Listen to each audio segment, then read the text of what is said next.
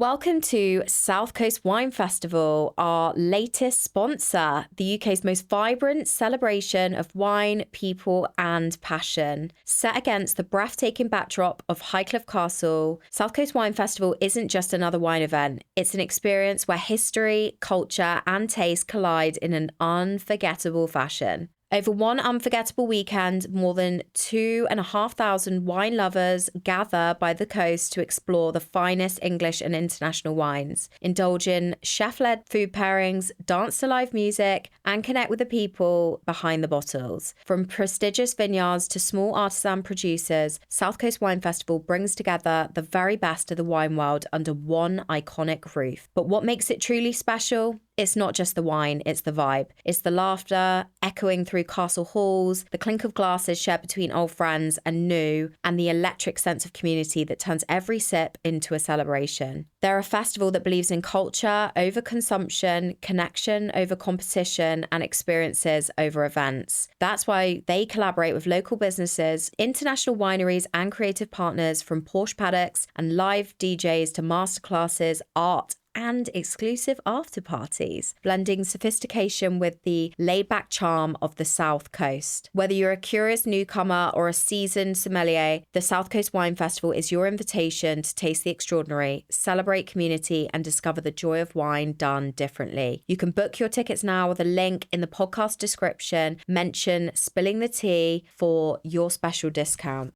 Welcome to Spilling the Tea with Laila Safaee, my podcast featuring real, authentic conversations with empowering guests I've met along my entrepreneurial journey. This is where we have unfiltered chats about business, life, and everything in between. The wins, the lessons, the moments that shaped us, and the stories that remind us we're still all just figuring it out. If you love hearing the truth behind success, the grit, the growth, and the glow up, you're in the right place. So grab your iced matcha, settle in, and let's spill the tea. Today, I'm joined by someone whose story is as fascinating as it is inspiring, Simone Ippolito. Simone is a former professional athlete turned entrepreneur and the founder of the incredible South Coast Wine Festival, one of the most exciting new events on the UK wine scene. Originally from Italy, Simone's journey has taken him from the discipline and intensity of professional sport to the creativity and community of building something from scratch in business. And like so many of us, he's navigated that journey while living with ADHD, turning what some might see as a challenge into a superpower. In this episode, we dive into the mindset shifts that come from leaving a high-performance world, how he's channeled his energy into creating something that brings people together, and what it really takes to reinvent yourself. It's honest, it's refreshing, and it's exactly what this podcast is all about. Now let's go spill the tea with Simone. Welcome to Spilling the Tea. Thank you very much indeed. It's a pleasure to be here. So I shall grab my tea/coffee so we can try and not spill it. This is kind of fidget. There you go. Cheers. Now we can start. Let's go. So, as you know, every podcast starts with how I know my amazing guest. Do you want to take the lead? Where did we meet? It's kind of like How I Met Your Mother type of thing, but How I Met Your Guest revised. Yeah, we basically met at the Porsche event, where we went to the horse racing. What a day. In a place nearby that I can't pronounce, nor I remember, but it was a really good day out. I won a few £100 on random bets that... Did you win did you win on the horse, the magic one? Of course I did. Yeah. Oh, right, you've got to explain that. Actually, I think I've reinvested all of my winnings on that horse because I was like, well, I'll break even if I lose this, so it doesn't matter. And then thanks to the lucky kiss, I came out with a little bit of pocket change. So amazing. Not too bad. For anyone that doesn't know about the Magic Kiss story or hasn't watched the Alice Plunkett podcast, basically me and Simone were at this amazing event hosted. It was at Wincanton Racecourse. Wincanton, yeah. Yeah, that's it. And we were in the box and we were all running around getting an amazing tour, weren't we? And I asked Alice Plunkett, can I go down and kiss a horse? Didn't realise the horse was going to race. You came down, didn't you? Yeah. In fact, you're in the famous reel that's like gone viral. So I was acting like your manager pretty much at that point. Guys, if this works out, we need the rights, we need, credits. You were and all so that. good. You were so good, to be fair. And then we walked over to the horse, kissed the horse, and your words were, I'm pretty damn sure, if this horse doesn't win, Layla, you're banned from Wincanton. You're never coming back. And that horse was on I think 5 in a row Yeah, losing 5 or streak. 6. Yeah, it was like last, not losing last. Did we then run to bet on the horse? I think we did. Yeah. Yeah. Went back up to the box, having a drink, and everyone starts fucking screaming. Yeah. And it won. And I still can't believe it to this day. I was like, that guy must have gone adrenaline surge from that kiss. It was like, maybe I get something else besides the kiss if I win. Let's make this worthwhile. I mean, I have been asked to be an ambassador of Wincanton now. Of that horse. Did you come back down because Alice was like, right, TV, and we like literally had to run down, and the owner came running over. I was acting manager at that point. Yes, so you were. I need to make sure that all the royalties and all of the endorsements were like signed and agreed on the spot. So yeah, it was a good day. That was a good day. Oh, had so much fun. Yeah. Thanks for making it so much fun. And so much has come from that event. That one event.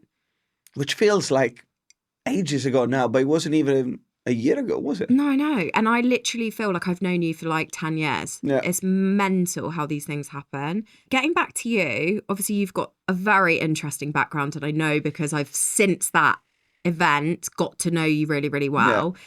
You grew up in Italy, so before the amazing South Coast Wine Festival, let's go back to Italy. Like, tell me, what was it like for you growing up there?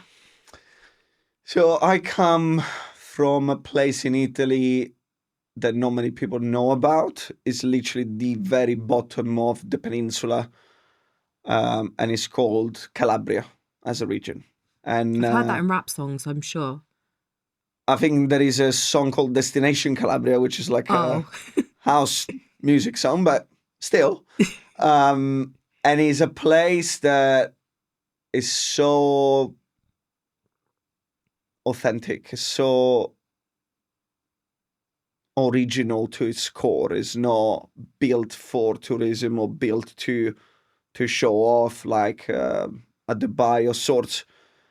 And I remember growing up there, these very simple things in life were so good to me, like being able to go to the beach and play with my friends, or being able to play basketball there. That was just my life. It was very simple things. And then everything kind of changed when I turned professional as such, and I left my hometown at 14 years old. Did you leave for basketball? For basketball, to play for, at that time, the best team in Italy by some margin. Like the main team, the young team. They had an academy which was like state of the art. Amazing. Complex. It was crazy. But unfortunately, at that very same time, my parents divorced. Literally a month after I was meant to leave. And you're already leaving everything that you know and everything that you're used to something that is completely different, is completely not you, because there is a big difference between the north and the south of Italy. Also, the north is kind of very racist towards people from the south. Not so much these days, but back then it was very much, or you kind of like North Africans or like gypsies and stuff like that. Really? Yeah, it was brutal. It was brutal. Didn't know that. I was alongside one of now my best friends, the only two people in the school that we were at from the south of Italy. Wow. And I'll let you imagine the amount of abuse that we were going through. Yeah, it was. That's not awful. That I was taking abuse myself very. I can't imagine you taking abuse, but it's still not nice. It's not nice. I just didn't understand it at the time, because I'm minding my own business. I've done nothing to you. Why do you have something against me?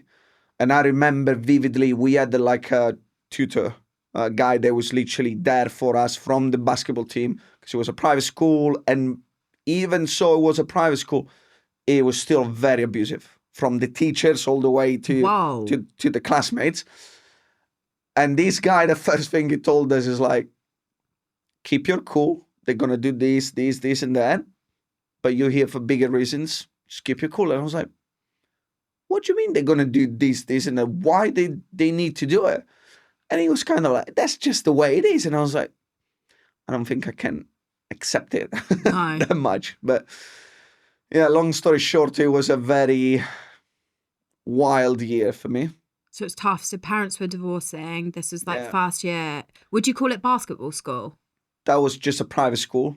It was Okay. actually nuns, pretty much, school. Type of thing. Whoa. Yeah, which it was, again, wild. I don't know why. I just can't imagine that, No, knowing you. no, it wasn't the right environment for me at that point in my life. But in a nutshell, I basically, wasn't myself during that time. I was very angry at everything that was happening around me, whether it was my parents' divorce first, because I always see my family as the happy family. And I Yeah. just didn't see it coming. And I was like, why you do that to me? Especially now, in one of the like pivot moments of my life, because I was, top 10 probably prospect in Italy of my year. And I could have done so many more things, but my head wasn't just there. I was thinking about anything else but basketball. That's a real shame. It is, and it's something that honestly I'm living with every day. I have dreams still that I'm in that academy, but not like that I'm in that academy and I'm training hard and I'm enjoying it. Because right now I can tell you I don't feel I've enjoyed that place to the fullest. Yeah. And it's a regret. And living with regret is not something that you shake off at any given point in your life. You got to live with that for the rest of your life. But, talking about it is a shame, yes, but that's also something that shapes you, right? Because 100%. I can confidently tell you right now, I will never, ever let regret to come into my life ever again. It's just not going to happen because I know how bad it is for me to live with that. Yeah. And I live with something that happened, 15 years ago that is still haunting me to this day. And it's just not pleasant. No. So when did the basketball chapter close and what happened from there? Because there's obviously a story Yeah. between then and you coming to the UK. So, yeah, I moved from Venice to then go play for a place near Turin, which was still, again, kind of like Premier League basketball. But again, my head wasn't screwed on. I had a lot of rage at that time. Could you not fuel that into the sport? That's a genuine question. I was feeling it in, but not in the right way. I was taking it out on people that didn't deserve it, and not just in basketball, people around me, girlfriends at the time, or just family, anyone, because I just didn't accept it. And I remember after Turin, then I moved back to play for my own town, which was kind of a downgrade, obviously, for me. Did it feel like that mentally for you as well? Oh, much so. Much so. Which doesn't help. No, it doesn't help. But then at that point, I think I reached my lowest point mentally, because I was just lashing out at everything and everyone. And then I decided to stop there. I closed myself in a room for, I think it was like 3 days. I just came out for food and to go to the toilet. I didn't want to talk to anyone. I just needed time with myself to collect my thoughts. Broke up with my girlfriend at the time because she was just going through so much anger of me. And bless her, she was always there for me. No matter what I was doing, she was always there. And I'm incredibly thankful for that, because she showed me kindness, right? And then I said to her, you don't deserve what I'm doing to you or giving you. You deserve better. And I need to appreciate something like what you're giving me much more. You just weren't in the place to give it. But that was the turning point. I was like, I don't want to be anger anymore. I don't want to be wrath. I don't want to be what I was at the time, which wasn't a nice person. I want to be better. I want to be a nicer, kinder person to myself first, because I wasn't. And that became kind of a process in my head where, are you doing the right things? Are you happy with what you're doing? And very quickly the answer became no, I'm not happy playing basketball anymore, because it became very political. Oh, you need to do this because this person then benefits from it. My agents benefit from it. This other player can come and play for this place if you go play there. And I was like, why am I doing that? And also, money-wise, it wasn't like you were making $1 million a year. I was like, I can do so much more with my life. I left school when I was 17 because I just didn't feel I was learning anything valuable for me. Yeah. And also back then I didn't know I had ADHD. I just thought I'm not interested in it. Did no one pick up on that? I didn't. No. Because there's usually more signs with men, and I'm not being stereotypical here, No. but women are like... Women tend to go undiagnosed a lot longer because they More subtle, mask yeah. so well, whereas men and boys tend to be a little bit more hyperactive. And I think looking back, it was crystal clear I had a very severe ADHD. Very severe, but not severe in the way that, I'll do something crazy. It's very severe in the way that my attention span was 5 minutes tops. It was very severe in the way that I couldn't stay still. Great if you're going to be a basketball player. Great. Yeah, but that school environment for me felt like a prison. Like when people say, "Oh, I miss the school days," and I was like, I fucking hate them. Me too. I have nightmares, and I swear on my life, I have nightmares that I need to go back to school to finish that 2 years. And honestly, I wake up with anxiety from it. I was like, fuck that shit. I didn't like a second of it. Yeah. And also, I was not in an arrogant way. I was well past the point where everybody else was, because I was absorbing things left, right, and center by my own way. I was speaking English like I'm speaking right now, better than my English teacher at the time, because she wasn't mother tongue, and I was correcting her, and she was like, "No, this is the way it's," and I was pretty confident it's not. Oh God, I can only imagine what And she it was was just, thinking. it was just wild. She was just like having a go at me for telling her how to say things or how to do her job, and it just didn't feel right. Plus, in my own town, the teachers in my school were like, "Well, you either choose to play basketball or to be a school." And I was like, "Wait, what?" "Yeah, if you don't drop basketball, we're gonna fail you." And I was like, "You can't say that to me." I said, "What are you on about?" And then I was doing things to their cars and stuff like that, because I was still in that crazy part of my life. And I said to my dad, I was like, "Look, they're telling me these things, like, go do something." And I was like, "Well, no, they're the teachers. They got the control. They got the power." Because my dad and my mom, they're also teachers. And I was like, Were they? I was like, "What the fuck are you?" The guy just told me, "If you don't leave basketball, I'm going to fail you no matter what you do." And he was like, "Yeah, well, it is what it is." So what was their perspective on it? Were they supportive of you dropping school? Their perspective was, we chose the school for you, because I didn't want to do the school that I've done. And their perspective was, if you don't finish school, you can't do anything in your life, which was very, very against what I had in my head at the time. Because again, I didn't feel school was teaching me anything valuable. And I still feel schools these days don't teach you anything valuable life-wise. Obviously, if you want to be a doctor, if you want to be an architect, if you want to be a lawyer, you need to do that journey. But to be an entrepreneur, for example, to be living your life and making sure that you understand how society works is not something that they teach in your school, and they should. Yeah, even in the UK, like you don't learn life skills. I don't You've know just about got UK to because I haven't been in school yet, No, but I you expect not to be don't much. really get life skills. So then you are just chucked into the real world And hope that you've got supportive parents that like educate you. but in that.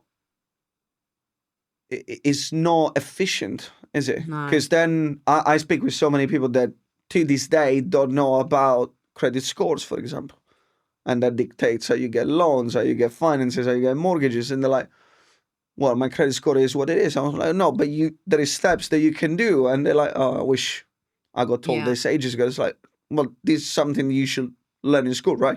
Because the moment then you out of your household and you're building your own persona, that's one of the first things that you should be doing. But also, I've thought about this a lot. Communication, like with people, and like those kinds of skills. Like there's nothing like that. But actually being able to like manage emotions, communication, so you can have like effective relationships. Like you're not taught that. You then just learn from your parents or people around you. I raise even the bar on that one. I think school perhaps in a way makes you more vulnerable to conversations and to societies, because you build this sort of anxieties to go and have a confrontation with your teacher. Or in Italy, we have like oral exams where it's like a conversation that you need to have with your teacher. And there is so much pressure on that. It's not like a nice conversation. You feel like you're always there on the spot. And then if your character is strong, obviously it shapes you to be thicker and stronger. But if your character is weak, it's going to demolish you. You're going to have such an anxiety in speaking with people because you feel judged all the time, and it shouldn't be like that. No. And we live now in a society where everyone has got a fucking opinion, right? And then we live in a society now where, we are dumb or not, let's say, not so intelligent people that had very dumb opinions that will stay contained within themselves. But now you have internet where these opinions are floating left, right, and center. So stupidity is like main course every day for you. And if you're not prepared to deal with that and prepared for people, especially social media wise, judging you with zero understanding of most of the important things in life, you're going to be subject to that. You're going to be vulnerable to that. And I think schools should prevent that. I was watching a series on Netflix which was incredibly powerful. I don't remember the name. It must have been good to keep your attention. I watched it in like 3 days, which for me is like record breaking, because normally to watch series it'll take me a month. So I watch snippets of 10 minutes and then butterfly. I just I go and move a book or move a candle. Very annoying, very, very annoying. But it was this basically family from like up north where the kid is going through a period of his school life that is getting kind of bullied, and then he ends up killing this classmate, and there is this whole kind of spotlight on how I know what you mean. How I've forgotten what it's called. Difficult school is for kids, or certain kids these days, because you've got to fit in that stereotype that you are the cool kid, right? Or that you are part of this cool clique or this cool society. And it's so scary. Yeah. It's called adolescence. I've just been told by Molly in my ear. It's called what? Adolescence. Adolescence, yes, that's the one. Yeah. That's the one. And honestly, it's bonkers. And now that I have a son, it makes me think about that phase of his life. And if you don't have, as you said, like parents behind you that prepare you for that sort of things, you're going to end up with depression, you're going to end up with anxiety, you're going to end up with panic attacks. Yeah. Because this is what society is kind of becoming now. Yeah. You've got to be successful by the time you're 20. That's not how it should be. You got to have your own fucking business by the time you're 21. It's not how it should be. Not everyone is built for the same thing. And there was this guy on LinkedIn as well called Simon Squibb, I think it's called. I know who you mean. And he was making this point of everybody should have his own business. Everybody should be an entrepreneur. Everybody should be doing this. And I was very much like, no, No. you creating a very, very dangerous playground, because again, you building expectations on people where the reality is not everybody's built to be an entrepreneur, because No. it's absolutely brutal. Couldn't agree with you more. Some people are just built for that 9 to 5, for that comfort of having that security. And it's not a bad thing. No, it's it's not not. that you worse than me, that I'm doing something different. No. We built for different things. And that's what needs to be taught in school as well. You don't all need to be a millionaire. You don't all need to be owning your own house by the time you're 23. It's not how it works. Maybe you enjoy going on holiday more and not saving money to buy your own house, and that's fine. Do what makes you happy rather than do what society tells you they should make you happy. I agree. So much pressure. So much pressure. It's crazy. And yeah, I feel like when you have a platform like you have, like in my little I have, you need to advocate for happiness of people, not to push people in any direction. You can push people to become better versions of themselves in a nice way, but you shouldn't put pressure on people to be this or be that. No, I agree completely, because everyone's so individual. And you're right. If that started at school and that sort of education, like, it would be a totally different world. But I can't see it going that way, if I'm No. honest. Out of interest, just while we're on the school front, obviously you've got a gorgeous little boy. Would you put him through the UK schooling system, or would you homeschool him? I know that's probably a conversation for you and your lovely fiance, but you know what I mean? I just thought I'd ask you that based on everything we've just discussed. Not sure yet. You've got a few more years to think it through. I think that, again, if you have a strong background behind you, school still teaches you some valuable things, like be among people, create your friendship groups. But again, there needs to be work done beforehand in terms of protecting your child from abuse, from protecting your child from not being maybe in the spotlight or being in the spotlight as such. Because again, it's very different sides of the same medal, pretty much, that can affect your child long term. Yeah. You know, how you deal with your child at home is another important thing. You know, we hear about abuse in the household left, right, and center, whether it's verbal abuse, whether it's physical abuse. And we need to start to talk about that more, because it is becoming alarming how many times I hear it's within the network that I have here in the UK. And it wasn't like that before. Maybe there is more exposure, maybe. But again, it's alarming. It is. It's a scary world. But you're very opinionated, but I feel like level-headed, and you're very open to listening to other people's opinions, even if you don't like agree, which is amazing. I think that's an incredible quality of yours.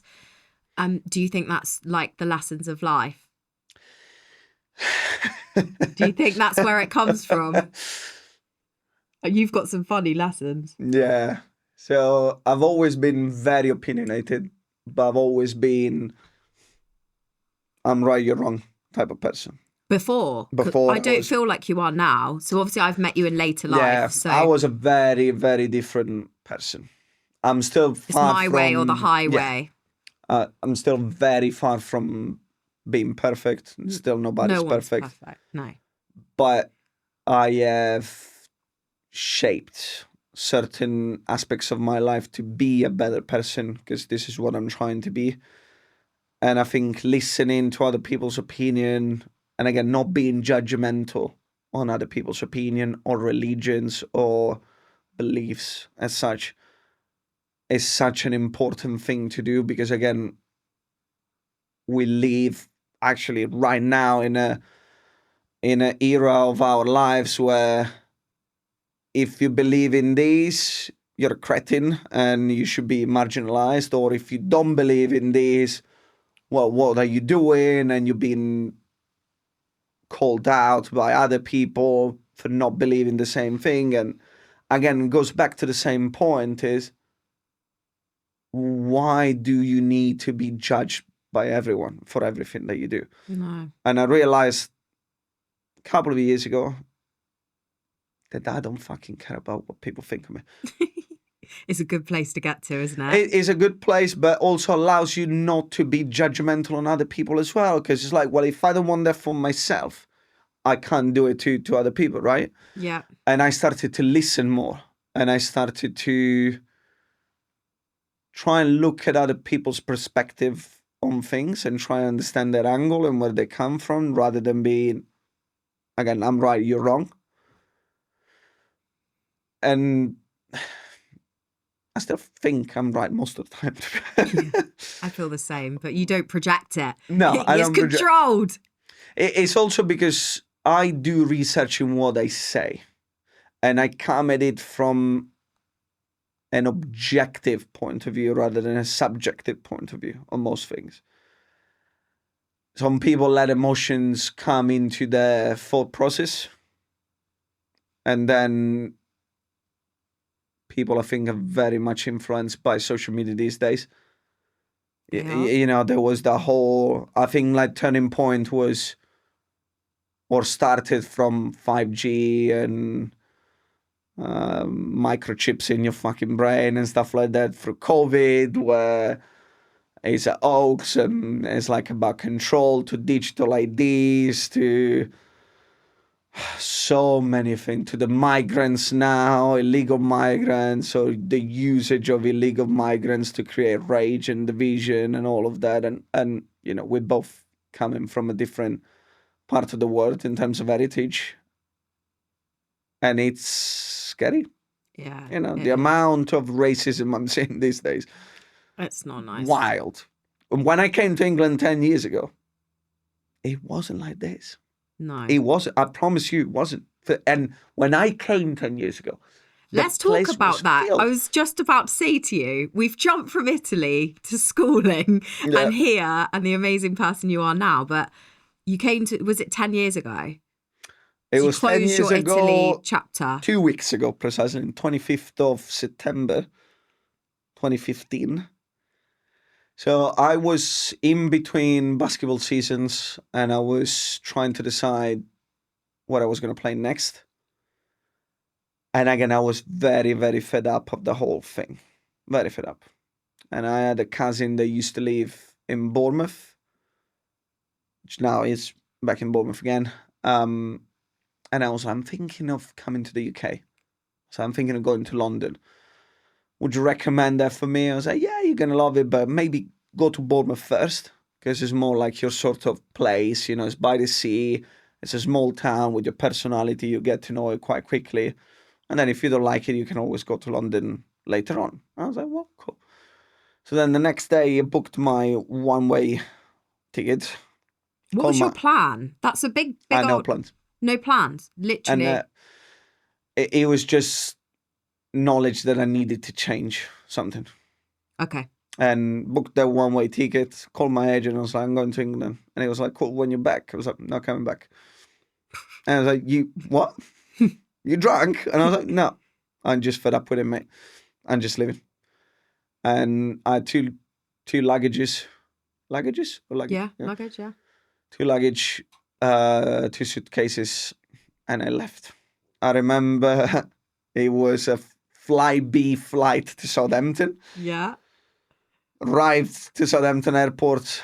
There was no trains because it was very late at night. Grabbed the first bus that was available to Bournemouth.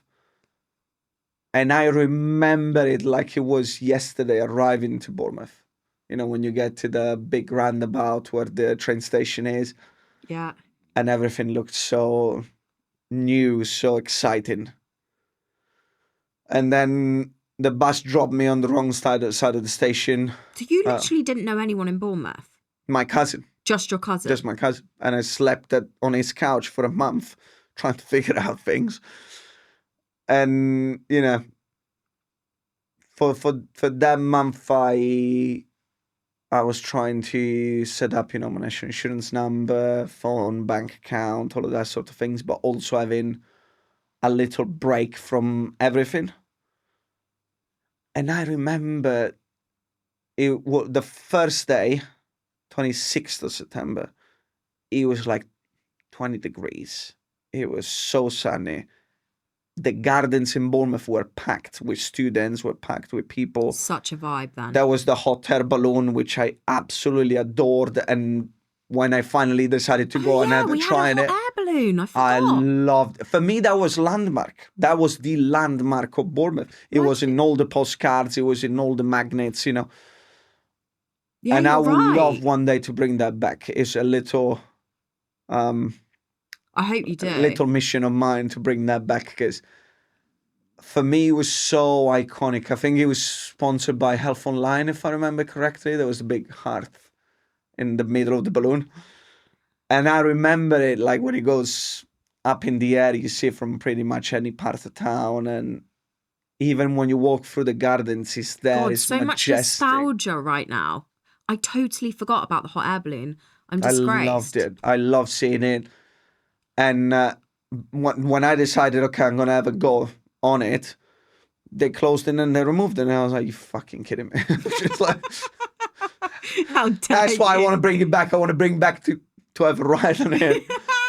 And honestly, it was such a happy place, Bournemouth. You have so many Italians, so many Spanish, so many Portuguese. Very multicultural. Multicultural. Everybody was having a good time, but with simple stuff. It wasn't about again showing off luxury or anything like that. It was about we're going down to the gardens, we're chilling in the gardens, we're having a beer, we're playing ball. They were the good days. And honestly, I remember it like it was yesterday. It felt so much a happy place. And I was like, I love this. Amazing. I love it. Because, again, even in Italy, when it's sunny, you're used to it being sunny. So you don't appreciate it that much. And it felt like everybody was enjoying even a non-rainy day. Everybody was making the most of it. And again, it was so multicultural. You get to experience so many different sides of the world, which again is only going to make you richer, Yeah. And I think like most of the, it's called ignorant people, are people that have not traveled the world, because it's probably the only thing that by spending money makes you richer. I agree. Love that. You understand why people do certain things or eat certain things or behave in a certain way, believe in something specific. Was Borders here in Bournemouth? Do you remember Borders, the bookstore? It used to be where, like, you've got where the Ivy is now, and there's a It couple used to be. Do you remember Borders, the big bookstore? It used to be. And again, that closed within a year that I was here, did it? I think. That sucks. That was so special. But so many things that I feel like have changed in that 10 years span, but I still love it like the first day. This for me is now home. And it was your transformation, really, It last was. 10 years. And I remember even before starting my own journey with my own business, obviously I never worked in an office before in my whole life. And I had this first job, place called DBF, Database Factory, in Ringwood. Okay. And it was at that time the Wessex way was one lane. So it will take me 1 hour to get there and 1 hour to come back. Right? You've got a bloody good memory. It's just because I need to talk to you more, because you're literally filling me with nostalgia, like remembering little things like that. You don't want to remember much of the traffic on the Wessex way. But that was annoying. But for me, because I was taking the bus to go there, right? I had nothing. When I came here, I had nothing. So I was taking the bus to go there, and then I had to walk 10 minutes from Ringwood Central bus station to Database Factory.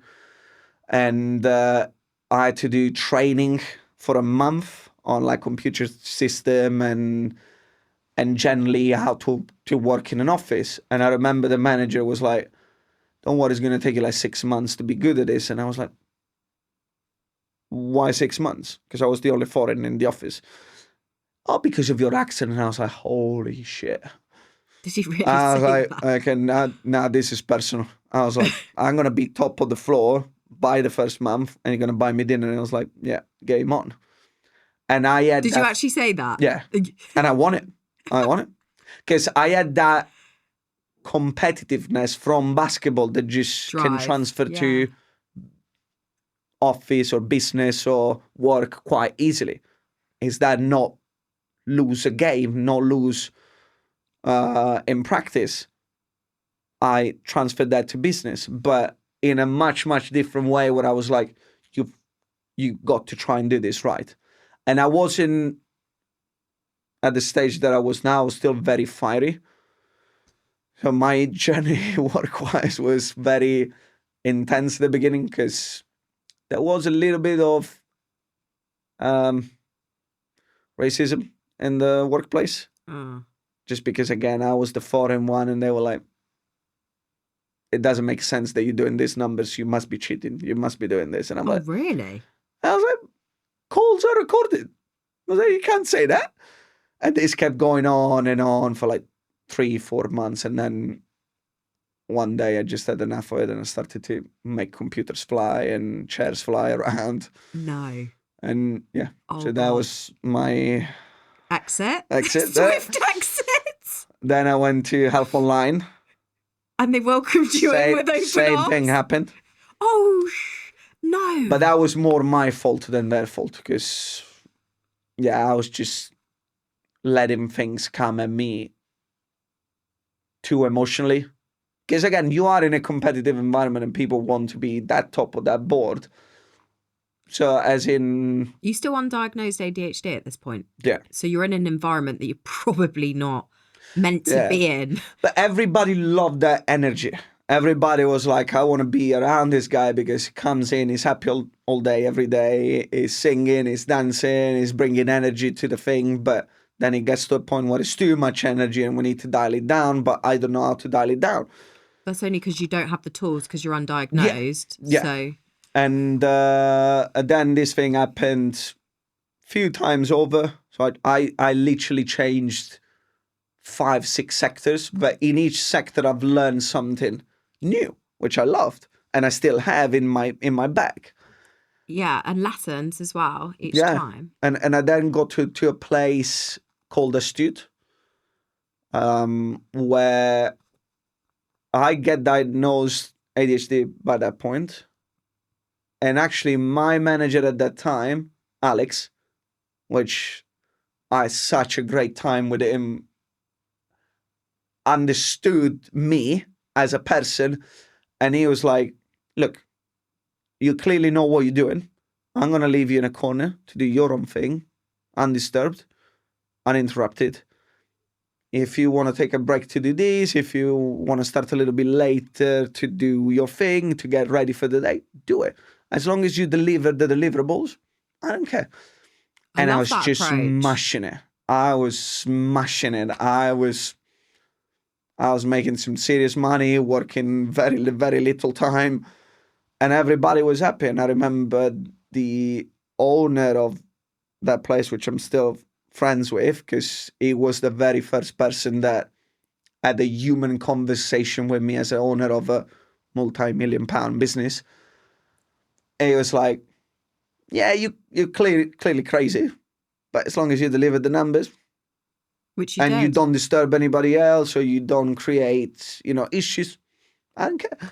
Isn't that an incredible example of a bit of understanding, compassion, recognizing your clear value and what you bring, and then making it work and adapting, and then you flourished? And it was so beautiful for me, and that I stayed 5 years in that place. Yeah, it's a long time. Because I loved the place, I loved the people, everybody knew who I was, my good things, my bad things. And it was such a great, great environment. And I love it to this day. You know, when people say again, I miss the school days, those were my school days. I love going to work there. I love being amongst people that, appreciated me and I appreciated them. And we done some really good things together, you know. I love this. And I've learned so much there. I'm going to ask you just a quick one, only because it makes me laugh. And when you told me about it when we were having dinner, I just, I don't know, I found it really funny. During this period, was this when you made a feature in The Sun, or? Oh, fucking hell. Am I allowed to talk about this? Well, it's honestly, public domain right now, so. So. Was this before? Was that? It was during that time. They obviously gave you some compassion and understanding and found it funny. They was just in hysterics. They couldn't believe it. I didn't, because let's take a step back. So I was single at the time. I was on Tinder. I was doing my thing. I was fairly successful on Tinder. You're the Tinder King.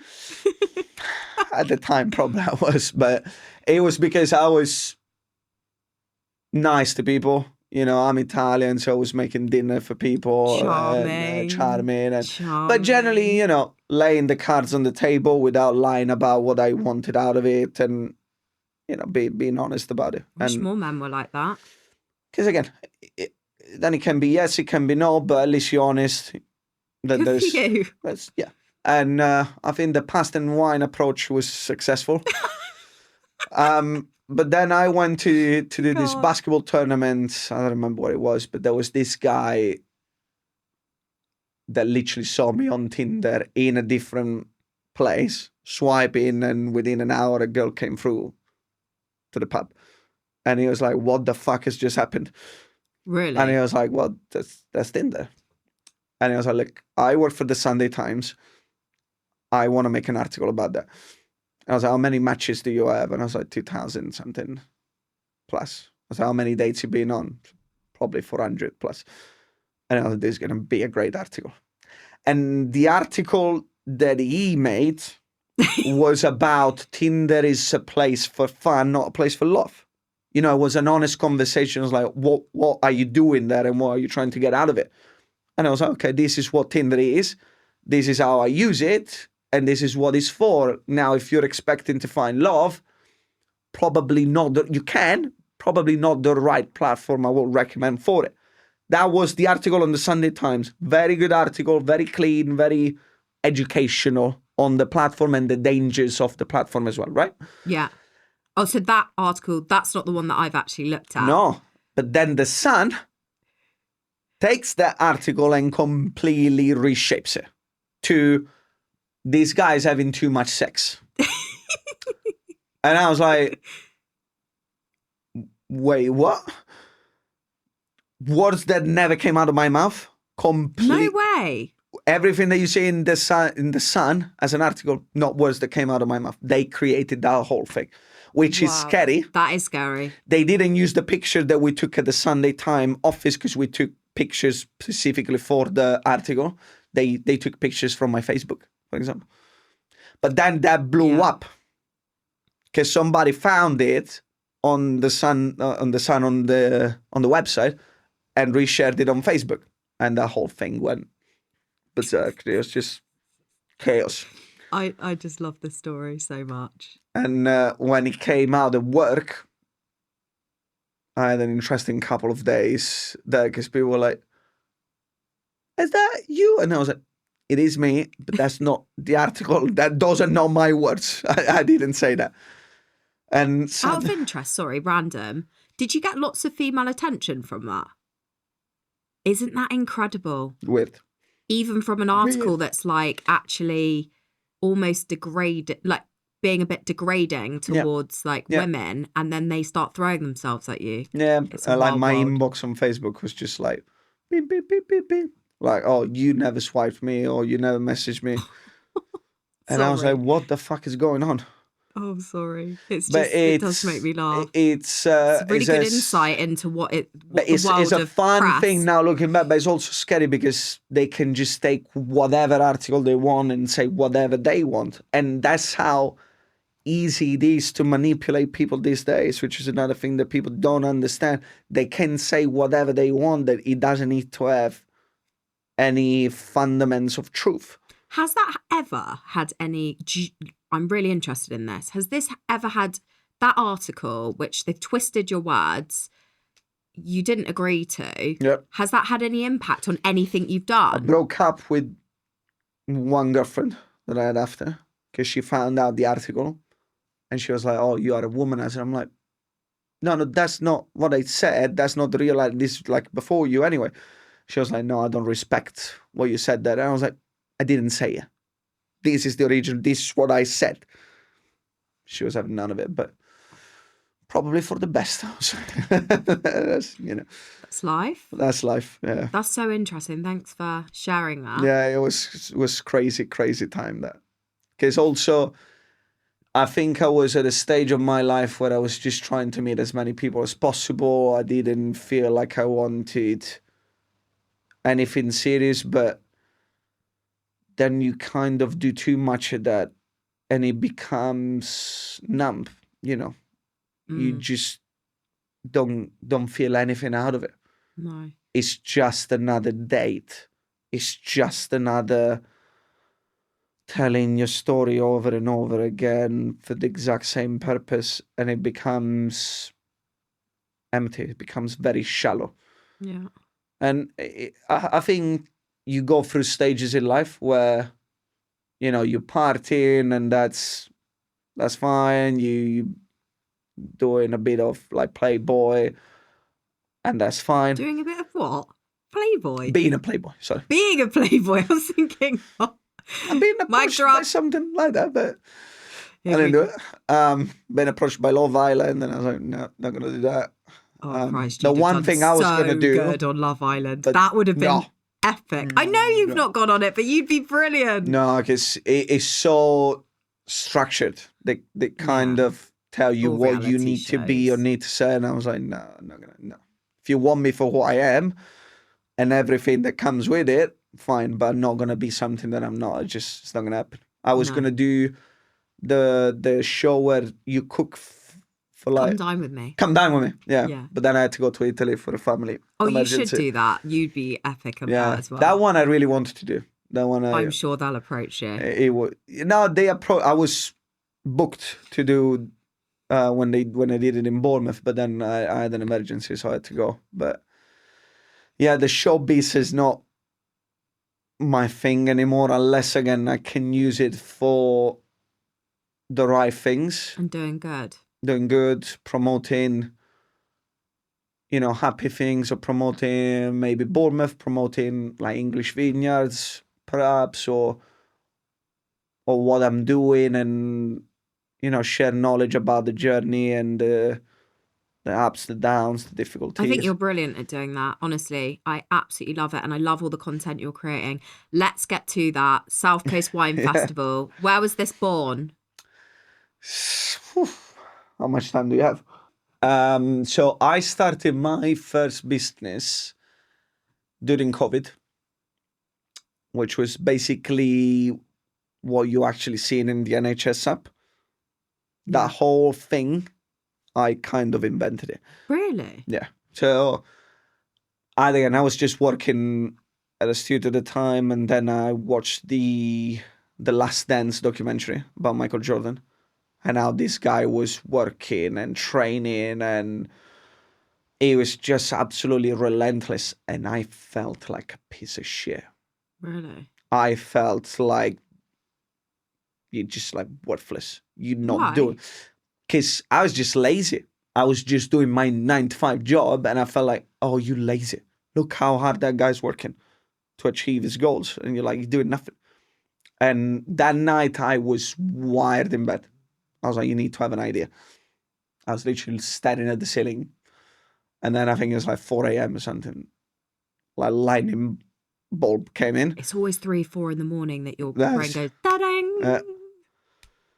And the idea was, because Italy was like 2 weeks, 3 weeks ahead of the curve in COVID. And I was like, okay, so this is going to happen in England in the near future. What can we do to prevent it? And it was the NHS app. So then very quickly I called my very good friend Kevin. And I was like, Kev, I had this idea. What do you think? And he went silent for like 20 seconds. I was like, yeah, okay, I fucked up. And I was like, you need to get to the office immediately.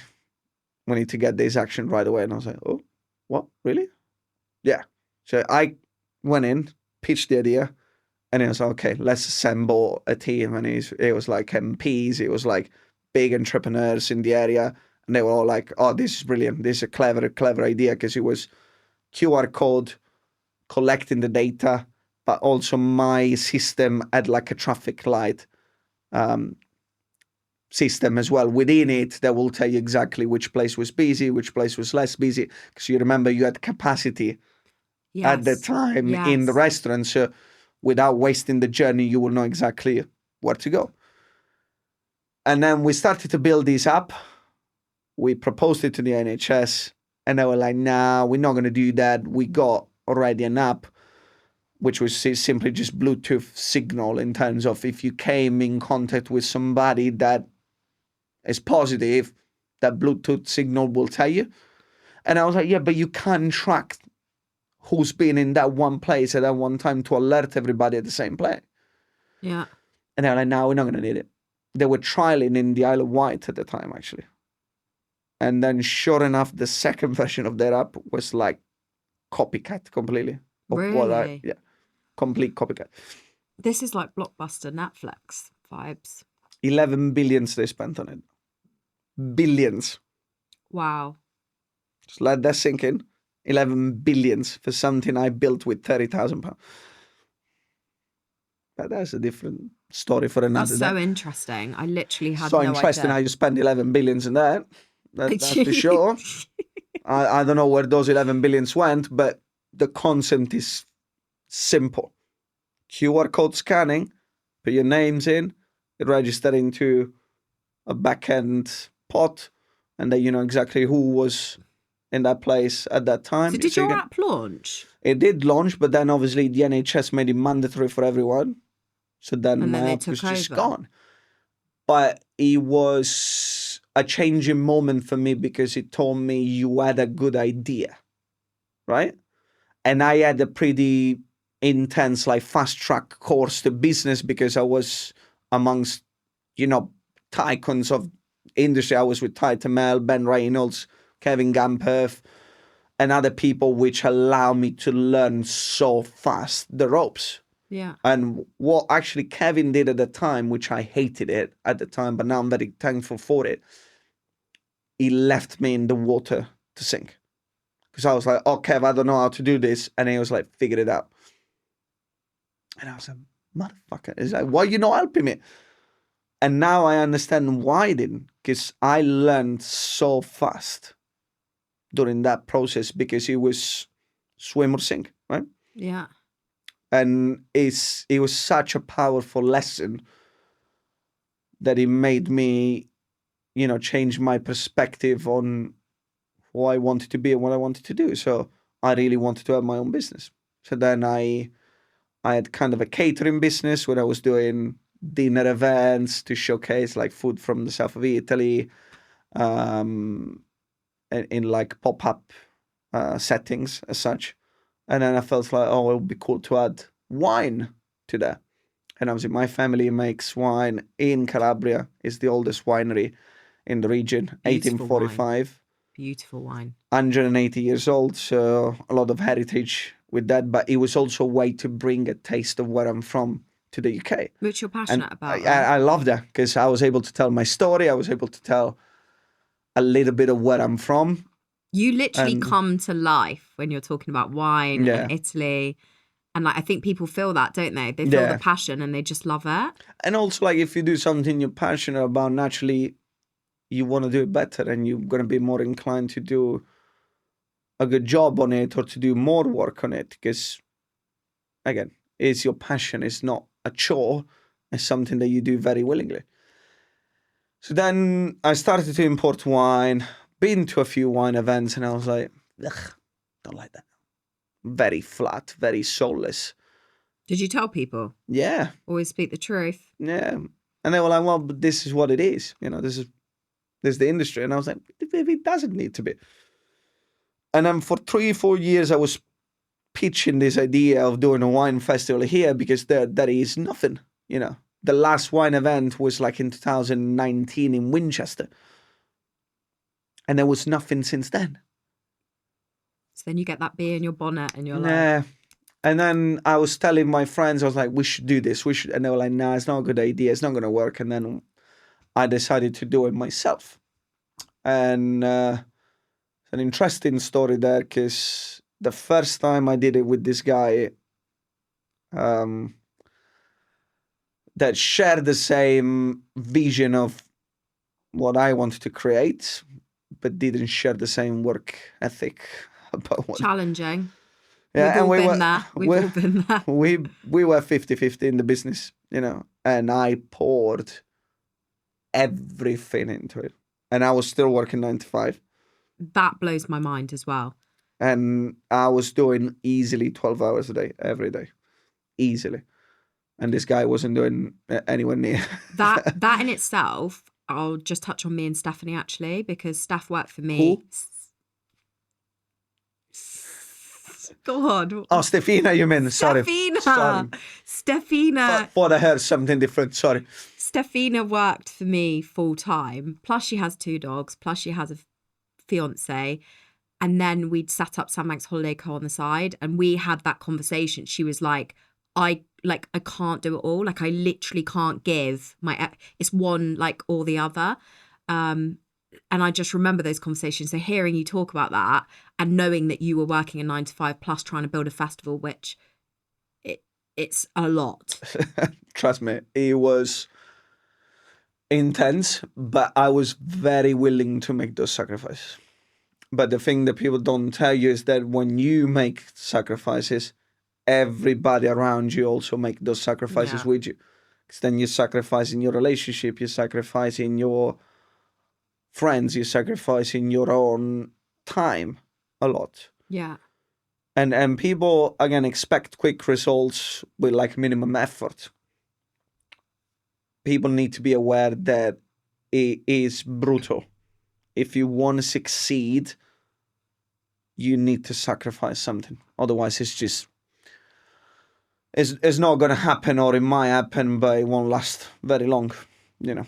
And, at the end of the first festival, I had to have that conversation with him where I was like, was it a success? The first one? I didn't actually come to the first one. It was very successful. Amazing. Very, very, because again, created nothing out of thin hair, you know. Oh, thin hair. I love your accent. It's nothing out of thin hair. Thin hair. Oh, it's your accent. It's your accent. It's just so sweet. Sorry. Yeah, and I already had a 5-year vision of what I wanted this thing to be, and it was a very difficult, sour conversation with him that turned into a lot of bitterness from his side, which turned into trying to sabotage the festival this year. This year? Yeah. Oh, well, it was a great success. Yeah, but I think it's all lessons and it's all tests that life put in front of you, right? Because again, it is either gonna make you or break you, right? And I was very much in the zone, minding my own business and just powering through everything else that was happening around me, including these things which were a bit nasty, a bit unnecessary. But I want this to be the biggest wine event in the country, and I'm not taking any shortcuts for it. No. So this year, was that your second South Coast Wine Festival? It was because of the split, I had to rebrand to South Coast Wine Festival, so created a completely new business. Okay, so first year as South Coast Wine Festival was this year, which was humongous success. We had 3 times the people we had during my first festival. Much more successful in terms of the operation itself, but also much more expanded in terms of what the festival itself represents, because effectively I'm trying to change the game of wine in England, which, if you know, wine is one of the most old and not very easy to change sectors, because people are built that way. Their knowledge is in Like sat in their ways with Yeah. what they know. And they're very reluctant to change, but I'm effectively making wine an experience. I'm making wine relevant to people and under a different light, allowing people to enjoy wine and learn about wine and explore things via wine. Yeah. Like you coming into the festival, which is a Highcliffe Castle, which is incredible. And you have a combination of culture, art, architecture, while you try nearly 300 wines. Mr. Selfridge's Himself was was the person that built that castle, his own residence. And it's just, to me, is something that makes me really, really happy when I see people coming in with a big smile, leaving with a bigger smile, and, you know, appreciating the efforts that you do to create something that is so different and it's got so many challenges within it, because, you know, it's a grade one listed building and people complain about everything and everyone, but they probably don't see how many loops you need to go. Loops or hoops? Yeah, I don't know. yeah. one of the two. You need to go through to get to that point. Yeah. But I've been incredibly blessed to have had a community of people behind me supporting the idea, i.e., Amazing sponsors all of the as well. sponsors from last year, all of the sponsors from this year already, including Sam Solid and Co. That understand that we are creating something unique, something incredibly special, not just for me, but for us as a community, because we bring in tourism from very different parts of the country. Yeah. We're allowing people to know how powerful we can be when we get together to work as a community.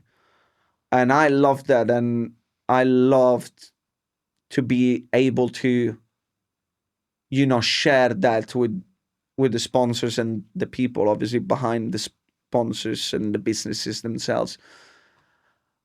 And having them feel like, you know, this is also your festival, you know. Yeah. I love that. I really, really love that. So when originally I heard of the festival, like my natural thoughts were, I love wine. Will I enjoy going to a wine festival? What's it going to be like? I didn't know what to like anticipate. And then obviously I collaborated with you guys. I was really excited. Told Steph and Carl, there was a small group of us that like were coming to do wine tasting and see the event. And I remember Carl being like, oh, not for me, like just not for me. Like I guess in his mind he was thinking it's going to be really like boring and dull. And he's not particularly a wine drinker. He literally had the best time. We had the most amazing experience. And I'm not just gassing you up at all. It was amazing. Like from the minute you get there, your team is so friendly. There's vibes because obviously you're walking through the grounds. I know the configuration might be a bit different next year, but then you're in your queue, you go do your wine tasting and like you don't feel like you're on a time limit. I felt, well, I'm just strangely autistic sometimes, part of my ADHD tendencies. So I get a little bit like, oh, I don't know what to like. I don't know what to do. What do we do? What do we do? But everyone's so welcoming, like gave you the glass, like come along. And then you get chatting to like all of the amazing people that are there, showcasing their wines from all different regions. It's a vibe. It's a vibe. You finish feeling a little bit tiddly. Carl's like necking the wine, like, way. I like bought so much fucking wine, I couldn't even carry it. And then get outside, go grab some food, have some more wine, sit and listen to amazing live singers. Yeah. It was unreal. I just want to thank you because the next South Coast Wine Festival is on my birthday. And that's why I changed the dates. Oh, have you changed it? No, I changed it from the dates of this year to... Oh my God, I didn't want... I'm joking. So you've just solved a big birthday problem because I literally want all my friends and family to be there. A whole weekend vibe. And next year we're going to step it up massively, especially with the second part of that experience, which is the outdoors. You know, we're going to create even more atmosphere. We're going to make you more feel... I don't want to spoiler it too much, but it is going to be, again, better, different, a step in the right direction. And So you learned so many lessons from this one. I mean, it was a great success, crazy. but it's amazing, really. So you can reflect and be like, right. And there's so many things that you just like, shit, I think I should have known that. But you don't until you try things and you know how it feels when you're actually there. So we're seeing how things were this year outside. I wasn't necessarily too pleased with having it spread across too much. So we're going to contain it a little bit more and create more of a friendly vibe and a cozy vibe around it. We're going to have a VIP area there. So it's going to be even more special for our sponsors to be there. And we're just going to be building on experience, because, as you said, you come in and you talking to the people that actually produce the wines. You're talking to the people that import the wines, that make those sacrifices, that want to tell you their story. And story is a big part of what wine is. It's not about drinking to get drunk. It's drinking to have feelings out of it, emotions and vibes, and to create memories with the people around you with it, On that note, is it Keteros? Is it Keros? Kairos. Kairos. Okay, there you go. I can't pronounce it. That's an example of improving and elevating a wine experience. We went to the Madam Kitchen. Yeah, amazing food. And I don't drink red wine. Well, I do now because Simone introduced me to this. The good stuff. Yeah, well, the good stuff. It was from your family vineyard as well, wasn't it? And you were like, I was trying to order like a white wine, and you were like, absolutely not. That doesn't, no, you are not ordering food and you're not ordering drink. And then you whip out this device. I whipped it out. And it's like game changer for anyone drinking red wine. But what I'm getting at here is not you whipping out the device. It was like the experience that was made by wine. Yeah. That meal. And then you were showing me how it worked. They were at the South Coast Wine Festival. And I bought one, even though I don't really drink red wine. And I go round I take it everywhere so I can show everyone how it works. I'm like, are you drinking red wine? Can I just show you this? Can I show you this?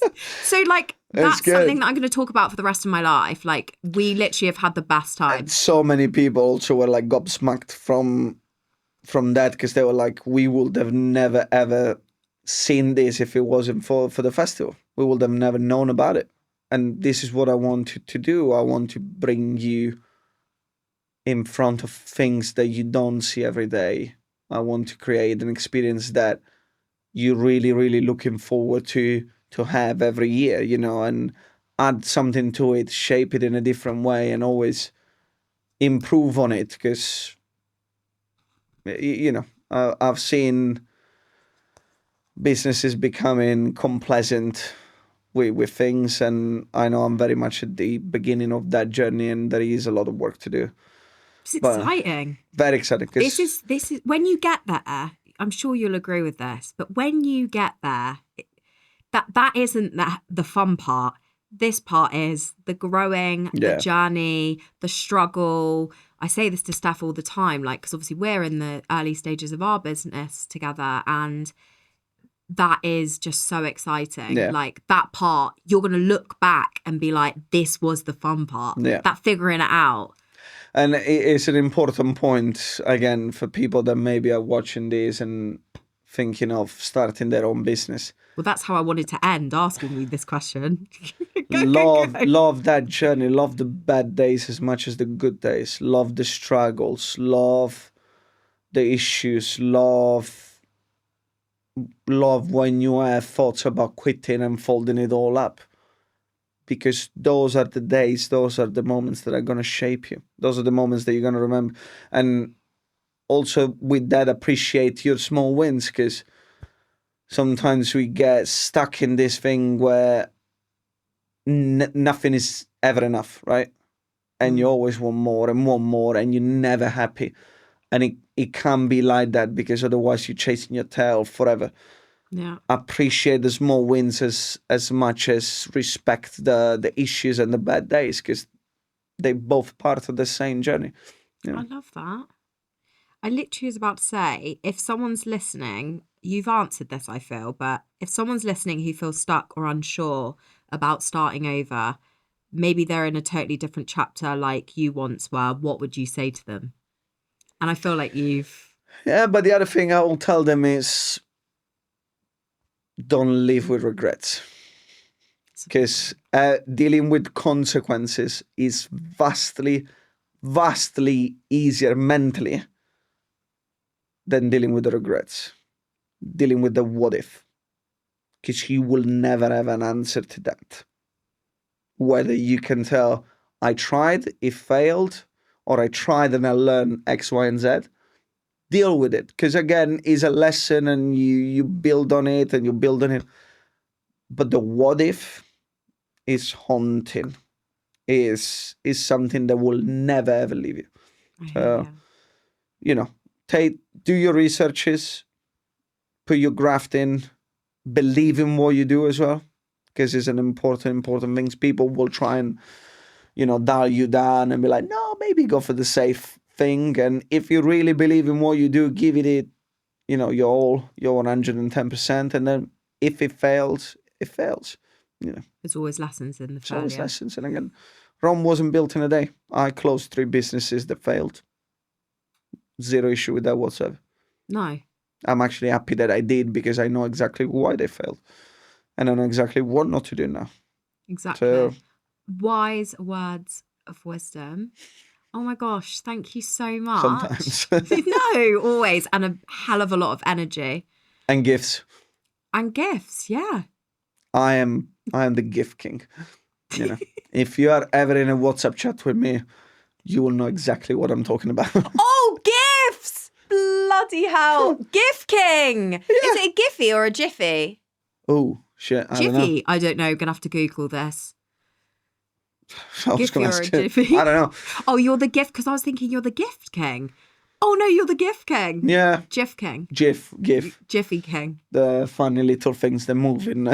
You are literally the gift king. Yeah. You're the gift king. See, that's something that makes me really happy, which is incredibly stupid. It just makes me happy. Yeah.